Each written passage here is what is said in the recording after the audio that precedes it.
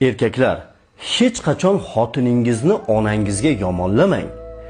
Siz kunduz kuni onangizga borib, ana bu xotin bunday, meni bunday qildi deb yomonlaydigan xotiningizning yoniga tunda kirishingiz bor. Bir to'shakda yotishingiz bor. Zinhor va zinhor xotiningizni ayiblarini, mayda-chuyda kamchiliklarni onangizga chiqib yomonlab, onangizga yomonotlik qilmang. Chunki keyin siz yana yarashib yashab ketishingiz mumkin, ammo onangizning ko'nglida xotiningizga nisbatan paydo bo'lgan nafratni keyin ketkazish juda qiyin bo'ladi.